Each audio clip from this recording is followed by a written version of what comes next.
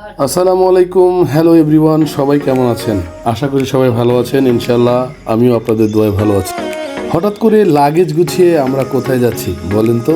হ্যাঁ, এই লাগেজ গুছানোর রহস্যই আপনাদের সাথে তুলে ধরা হবে আমাদের আজকের ব্লগে। আজকে পবিত্র ঈদুল আজহার দ্বিতীয় দিন। আমরা সবাই সিদ্ধান্ত নিলাম হঠাৎ করে যে ঢাকার বাইরে যাব। তো যেই ভাবা সেই কাজ। লাগেজ টাগেজ গুছিয়ে চটজলদি রওনা দিয়ে দিলাম ঢাকার বাইরে এক অজানা গন্তব্যের পথে। চলে এলাম আমাদের গন্তব্যের জন্য যাত্রা শুরু করার জন্য আমাদের গাড়ির কাছে। চটজলদি গাড়ির ভিতরে ব্যাকপ্যাক করে নিলাম এবং বিসমিল্লাহ বলে রওনা হলাম সেই অজানা গন্তব্যের পথে। গ্যারেজ থেকে গাড়ি বের করি, আমরা চলে গেলাম গ্যাস পাম্পে গ্যাস ভরার জন্য। আর গাড়িটাকে একটু ভালোভাবে চেক করে নিলাম যাতে যাত্রাপথে কোনো সমস্যা না হয়। তো চলুন আমরা যাচ্ছি আমাদের অজানা গন্তব্য।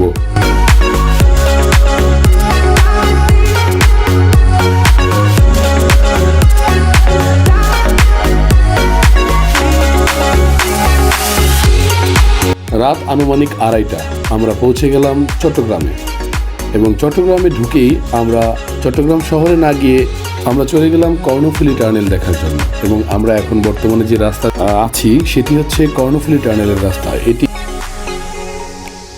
এটি হচ্ছে কর্ণফুলী টানেল, যেটা ঢোকার পথ।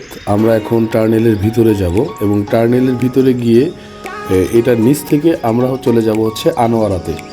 ঠিক এপারে হচ্ছে চট্টগ্রাম এবং কর্ণফুলী টানেলের ওপারে হচ্ছে আনোয়ারা নামের সেই জায়গাটি। আমরা চলে যাচ্ছি আনোয়ারার দিকে।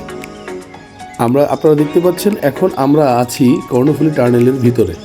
এটি সমুদ্রপৃষ্ঠ থেকে নিচে, আপনার উপরে হচ্ছে সাগর, নিচে হচ্ছে টানেল।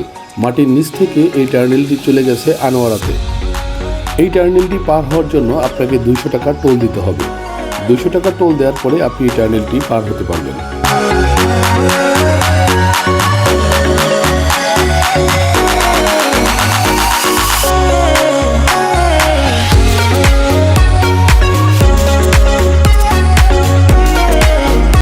দেখতে দেখতে ভোর হয়ে গেছে। আমরা কর্ণফুলী টার্নেল পেরিয়ে আনোয়ারা পেরিয়ে সব দিক ছাড়িয়ে আমরা অলরেডি এখন কক্সবাজারের রাস্তার পথে। ইতিমধ্যেই আপনারা বুঝে গেছেন যে আমরা আসলে কোথায় যাচ্ছি। আমাদের সেই অজানা গন্তব্যটি কোথায়? আমাদের সেই অজানা গন্তব্যটি হচ্ছে বাংলাদেশের সব থেকে বড় সমুদ্র সৈকত কক্সবাজারে।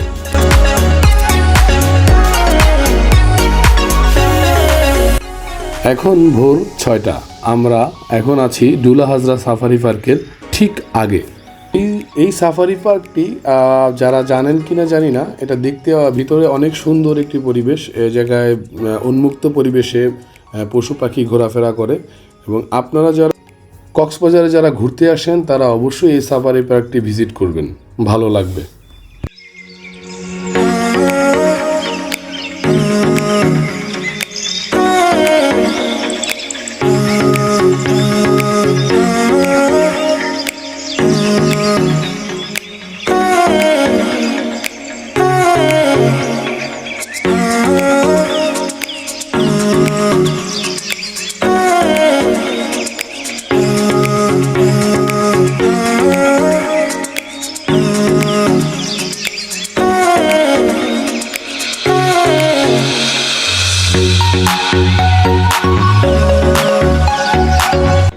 দেখতে দেখতে সকালের নাস্তা খাওয়ার সময় হয়ে গেছে। এখন বাজে সকাল 8টা। আমরা অলরেডি হাইওয়ে রেস্টুরেন্ট আছে রাস্তার পাশে, সেই হাইওয়ে রেস্টুরেন্টে নাস্তা করার জন্য দাঁড়িয়েছি।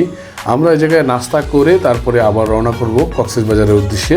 এই জায়গা থেকে কক্সবাজারের দূরত্ব খুব একটা বেশি না, তাই নাস্তার শেষে ইনশাআল্লাহ আমরা আবারও রওনা করব কক্সবাজারের উদ্দেশ্যে।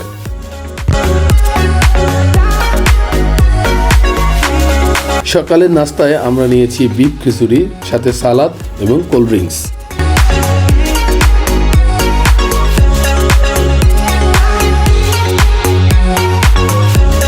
অবশেষে আমরা চলে এলাম কক্সবাজারে। আমরা কক্সবাজারের যে হোটেলটিতে উঠেছি এটির নাম সি কক্স। যারা বাজেট ফ্রেন্ডলি ট্যুর করতে যাচ্ছেন এবং সাধ্যের মধ্যে সবটুকু সুখ চান তারা এই হোটেলে উঠতে পারেন। অ্যাটলিস্ট বাজেট ফ্রেন্ডলি যারা ট্যুর করেন তারা অবশ্যই এই হোটেলে আমি আপনাদেরকে ওঠার জন্য সাজেস্ট করব। খুবই কম প্রাইসের মধ্যে ভালো মানের হোটেল এবং থাকা যায়। ব্রেকফাস্ট ফ্রি পাবেন, 3 স্টার মানের হোটেল। আমাদের ব্লগের শেষ পর্যায়ে চলে আসছি। এতক্ষণ যারা আমাদের সঙ্গে ছিলেন তারা আমাদের চ্যানেলটি সাবস্ক্রাইব করবেন, লাইক কমেন্ট শেয়ার করবেন এবং কক্সবাজার আমরা কি করলাম এবং সেগুলো সম্পূর্ণ আপনাদের মাঝে তুলে ধরবো। কক্সবাজার কোথায় ভালো মানের হোটেল পাওয়া যায়, খাওয়া দাওয়া পাওয়া যায়, অবশ্যই আপনাদের শেয়ার করব। ততক্ষণ পর্যন্ত আমাদের সাথেই থাকুন, সুস্থ থাকুন, ভালো থাকুন। আসসালামু আলাইকুম।